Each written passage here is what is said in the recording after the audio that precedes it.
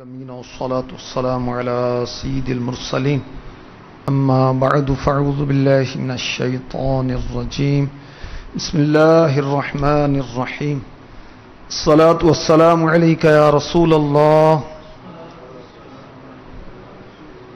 وعلى آلك وأصحابك يا حبيب الله الصلاة والسلام عليك يا نبي الله وعلى آلك وأصحابك يا نور الله.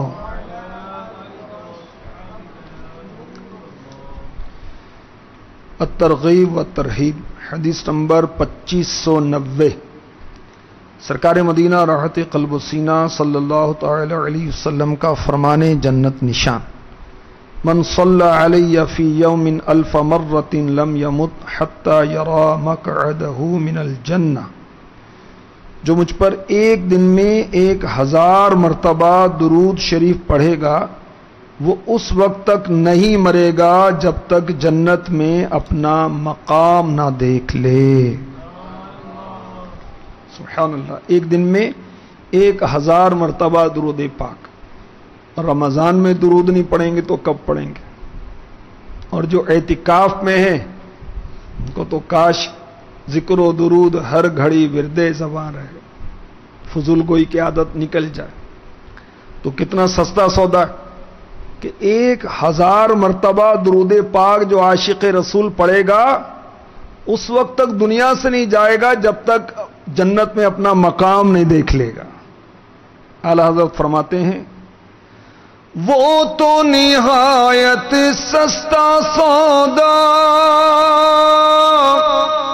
بیچ رہے جنت کا، ہم مفلس کیا مول چکائیں، اپنا ہاتھ ہی خالی ہے. ہم مفلس کیا مول چکائیں، اپنا ہاتھ ہی خالی ہے. صلو علی الحبیب صلی اللہ تعالی علی محمد. اللہ تبارک و تعالیٰ کا کروڑہ کروڑ احسان کہ اس نے ہمیں ایک بار پھر ماہ رمضان عطا فرما دیا، جس کے روزے اللہ تعالیٰ نے فرض فرمائے. تراویح سنت مؤکدہ ہے، خوب تلاوت قرآن کرنی چاہیے.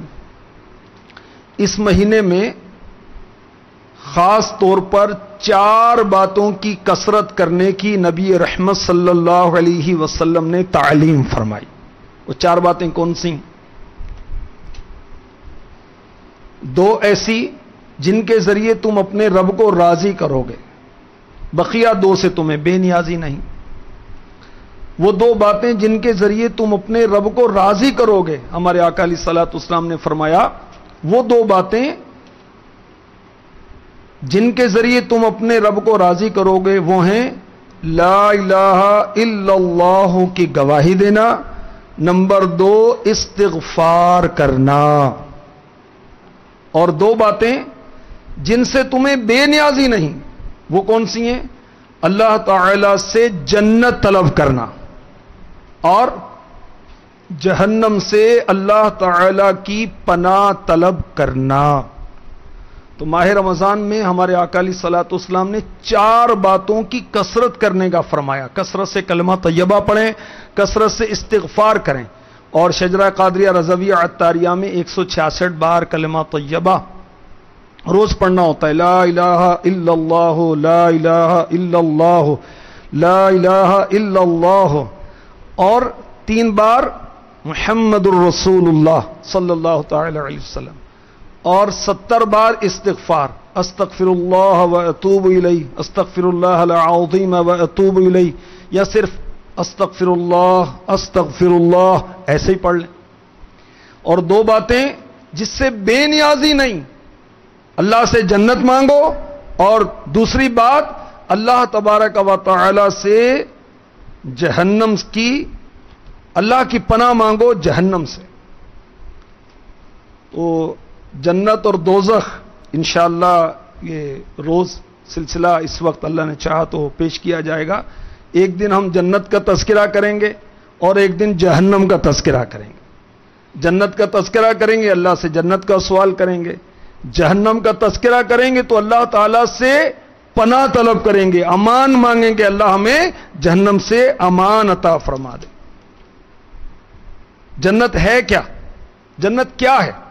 سنی، اللہ تعالیٰ نے اپنے بندوں کو اچھے اچھے اعمال کا بدلہ اپنے فضل سے، اپنے کرم سے اور انعام دینے کے لیے آخرت میں جو شاندار مقام تیار کر رکھا ہے اس کا نام ہے جنت، اور اس کو انگلش میں کہتے ہیں پیراڈائز، غالباً فارسی میں بہشت کہتے ہیں.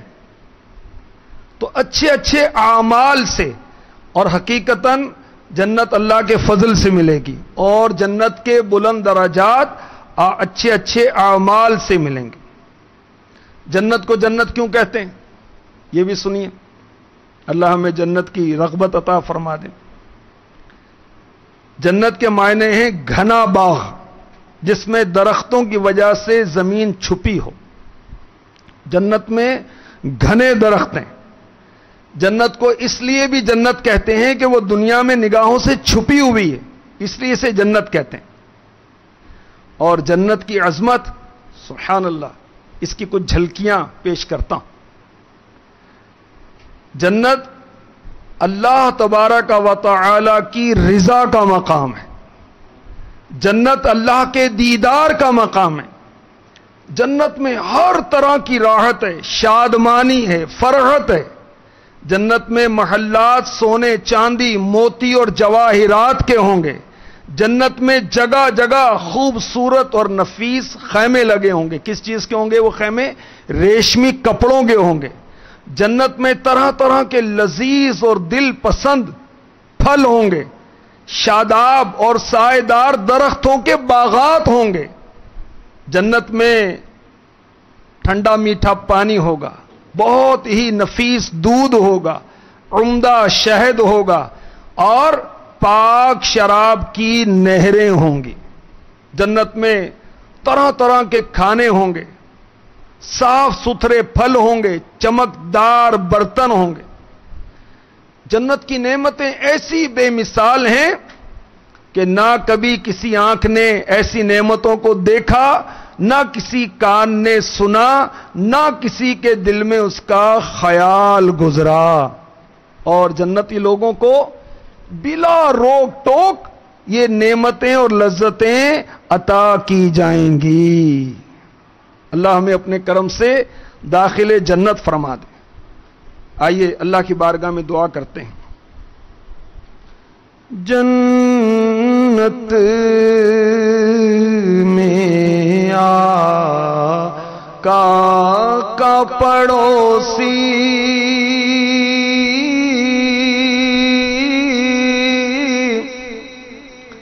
بن جائے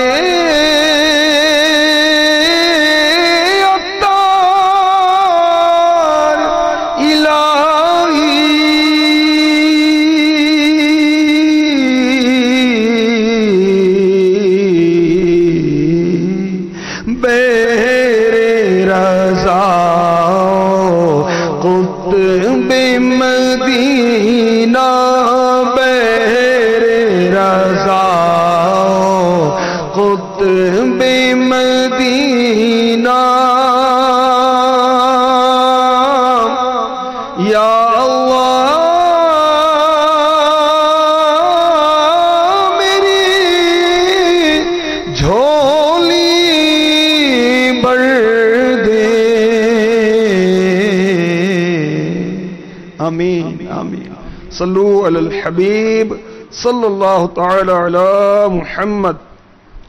جنت کس چیز سے بنی؟ سنیے اور ایمان تازہ کیجیے اور اللہ کے رحمت سے دعا کیجیے اللہ میں داخل جنت فرما دے. ترمذی شریف حدیث نمبر 2534، حضرت سیدنا ابو ہریرہ رضی اللہ تعالی عنہ سے روایت ہے، عرض کی یا رسول اللہ صلی اللہ تعالی علیہ وسلم ہمیں جنت اور اس کی تعمیر سے متعلق بتائیے. فرمایا جنت کی ایک اینٹ سونے کی ہے اور ایک اینٹ چاندی کی ہے، اور اس کا گارا مشک کا ہے، اس کی کنکریاں موتی اور یاقوت کی ہیں، اس کی مٹی زعفران کی ہے۔ جو وہاں داخل ہوگا خوش رہے گا، غمگین نہ ہوگا، ہمیشہ رہے گا، کبھی نہ مرے گا، اس کے کپڑے گلیں گے نہیں، اس کی جوانی فنا نہ ہوگی۔ مفتی احمد یار خان نعیمی رحمۃ اللہ تعالی علیہ فرماتے ہیں اس حدیث کے تحت معلوم ہوا صحابہ کا ایمان تھا کہ حضور صلی اللہ علیہ وسلم ہر چیز کی حقیقت سے واقف ہیں۔ حضور صلی اللہ علیہ وسلم سے ایسے باریک سوال کرتے ہیں اور سرکار یہ نہیں فرماتے اچھا جبریل امی آئیں گے تو ان سے پوچھ لیں گے۔ یہ باتیں تو حضرت جبریل کو بھی معلوم نہ تھیں جو حضور بیان فرما رہے ہیں صلی اللہ تعالی علیہ وسلم۔ یہ ہے اس غیب داں کا علم، یہ ہے اس غیب داں کا علم کہ جنت کی ساری حقیقت بیان فرما دی۔ جس کی نگاہ سے جنت کی حقیقت نہیں چھپی انہیں سب کی حقیقت بھی معلوم ہے۔ مفتی صاحب مزید فرماتے ہیں خیال رہے سونا پیلا ہوتا ہے، چاندی سفید۔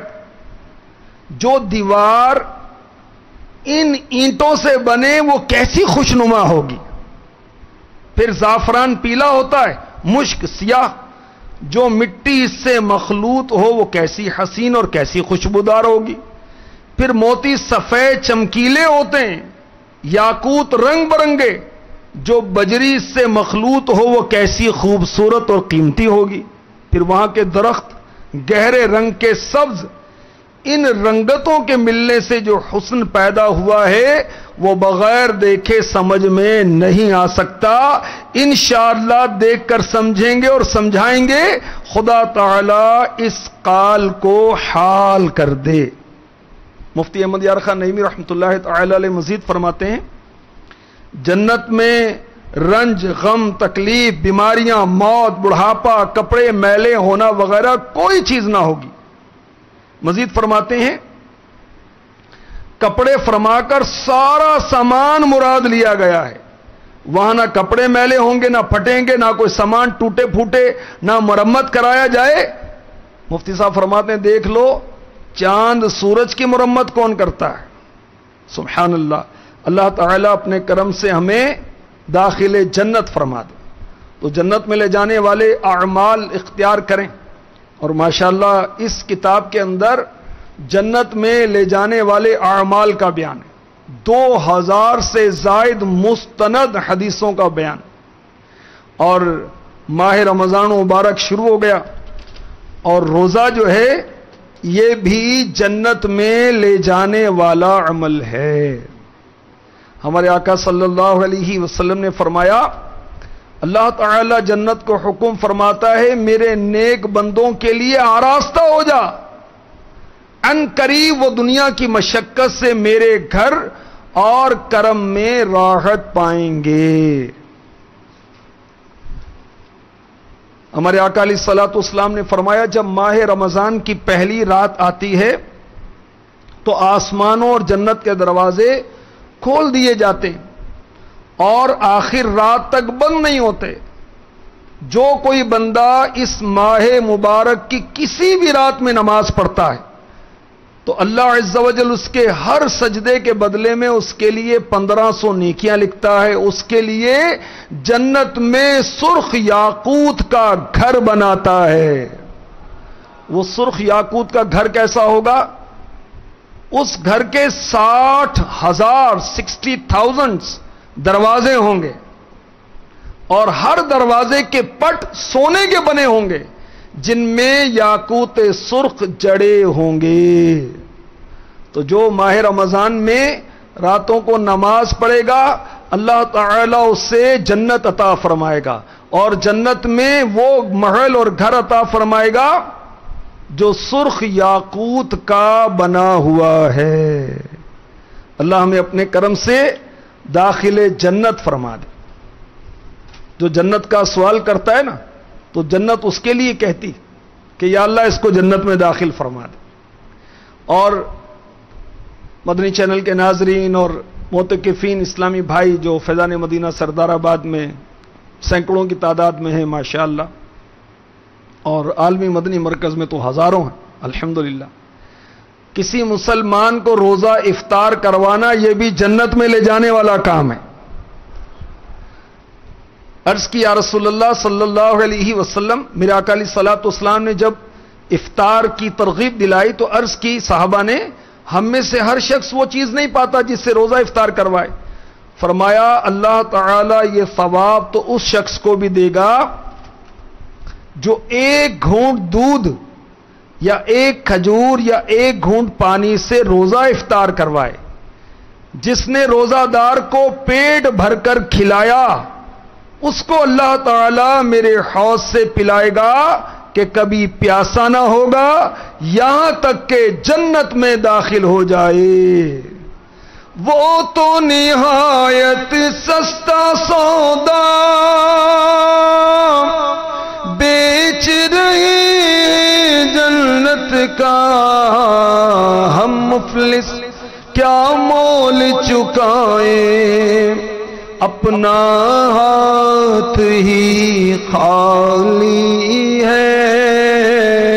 ہم مفلس کیا مول چکائیں، اپنا ہاتھ ہی خالی ہے. جنت کے 8 دروازے ہیں اور ان 8 دروازوں میں سے ایک دروازہ خاص کیا گیا ہے روزہ داروں کے لیے. روزہ دار اس سے داخلے جنت کیے جائیں گے. اس دروازے کا نام کیا ہے؟ ریان. کیا نام ہے اس دروازے کا؟ ریان. ہمارے آقا علیہ الصلوۃ والسلام نے فرمایا جنت میں 8 دروازے ہیں جن میں سے ایک باب الریان ہے جن میں صرف روزہ دار داخل ہوں گے.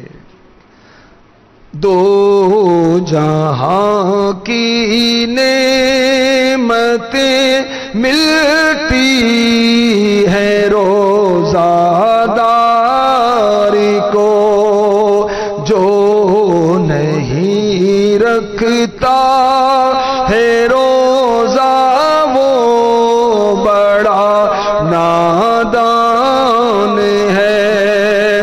بھائیوں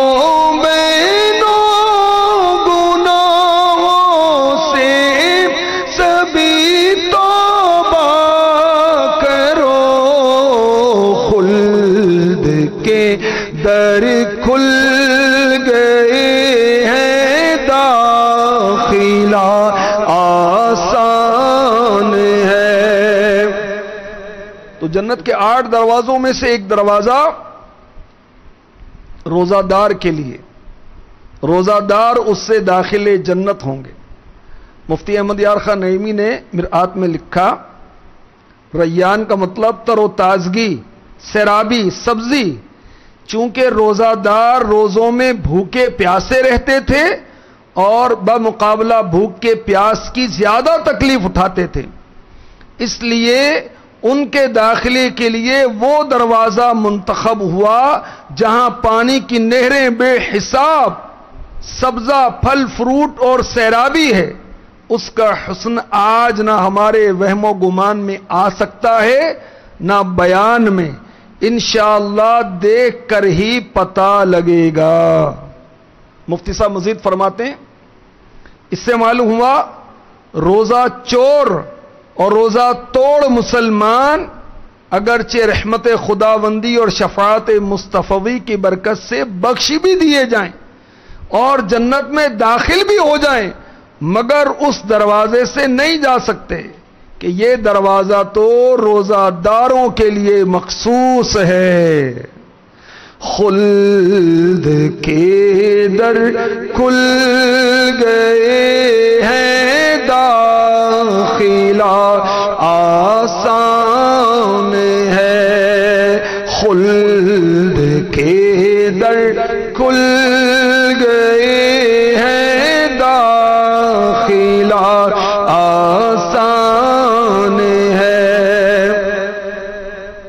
اسلامی بھائیوں، آج ہمارے غوث پاک کا یوم ولادت ہے۔ ہمارے غوث پاک یکم رمضان کو دنیا میں تشریف لائے، اور غوث پاک کی غلامی اختیار کرنا یہ بھی جنت میں لے جانے والا کام ہے۔ جی ہاں، ہمارے غوث پاک فرماتے ہیں میرا قدم اس وقت تک جنت کی طرف نہیں بڑھے گا جب تک اپنے ایک ایک مرید کو داخل جنت نہ کروا لوں۔ اللہ تعالی ہمیں غوث پاک کی سچی غلامی نصیب فرمائے، اور ماہ مدنی انعامات ہے، یہ مدنی انعامات پر عمل کریں گے، اللہ نے چاہا تو یہ بھی جنت میں داخلے کا سبب بنے گا۔ بڑی پیاری مدنی بہار پیش کرتا ہوں۔ جامعۃ المدینہ کے طلباء کرام 12 ماہ کے لیے مدنی قافلے پر روانہ ہوئے تھے۔ الحمدللہ 77 طلباء نے عمر بھر کے لیے اپنے آپ کو مدنی قافلوں کے لیے پیش کر دیا۔ اس عظیم قربانی پر حوصلہ افزائی کیا ہوئی اور کس نے کی، سنیے۔ وہ یہ خواب میں انہیں سرکار نامدار کی زیارت ہوئی، ایک عاشق رسول کو زیارت ہوئی، لبہائے مبارکہ کو جنبش ہوئی، رحمت کے پھول جھڑنے لگے، الفاظ کچھ یوں ترتیب پائے، جس جس نے اپنے آپ کو عمر بھر کے لیے پیش کر دیا ہے میں ان کو جنت کے اندر اپنے ساتھ رکھوں گا۔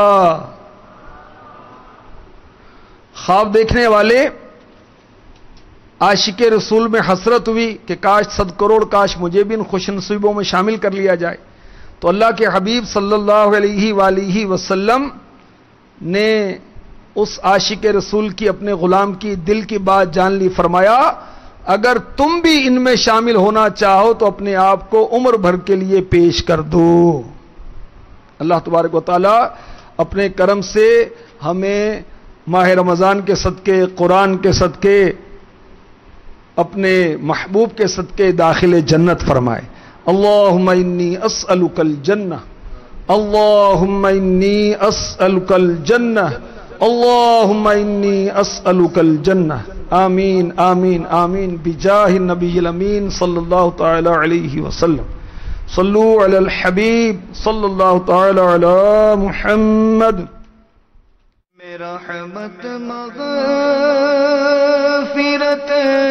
دوزخ سے آزادی کا سائل ہوں، ماہ رمضان کے صدقے میں فرما دے کرم مولا۔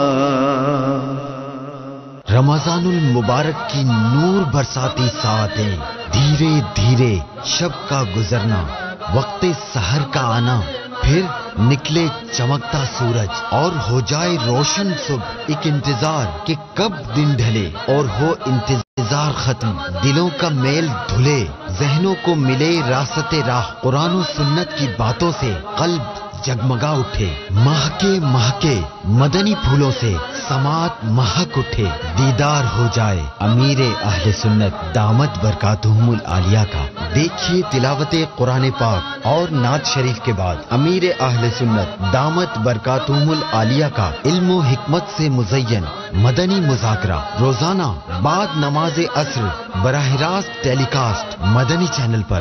ابو بکر ماہ رمضان کیا من مبارک ہو، باپا نے اعلان کیا ہے۔ ارے واہ، اب تو خوب مزے ہوں گے۔ مرحبا، سموسے اور پکوڑے کھائیں گے۔ کیا کبھی چنا چاٹ ہوگی، کبھی دہی پھلکی۔ رمضان المبارک کھانے پینے کا مہینہ نہیں ہے، یہ پکوڑے، سموسے، چنا چاٹ، فاسٹ فوڈ، ٹھنڈے ٹھنڈے شربت، یعنی اس کو جو کہتے ہیں نا کھانے پینے کا مہینہ ہے، رمضان آ گیا ہم یہ کھائیں گے وہ کھائیں گے، یہ کھانے پینے کا مہینہ نہیں ہے۔ ابا ٹھنڈا ٹھنڈا شربت تو پی سکتے ہیں نا؟ پہلی بات تو یہ ہے کہ جس ٹائم روزہ افطار کرنا ہے نا تو اس وقت ٹھنڈا پانی جو یا ٹھنڈا جو شربت پیتے ہیں یہ بہت نقصان دہ ہوتا ہے، پیٹ کے لیے، معدے کے لیے بہت نقصان دہ ہوتا ہے۔ ٹھنڈا پانی پئیں گے تو ہمارا گلا خراب ہو جائے گا اور گلے میں درد شروع ہو جائے گا, کھانسی ہو جائے گی, بلغم بھی نکلتا ہے, پھر سر میں بھی درد شروع ہو جاتا ہے, بیمار بھی بندہ ہو جاتا ہے. اور اس وقت ہم کھجور کھا کر ہم افطار کر لیں گے.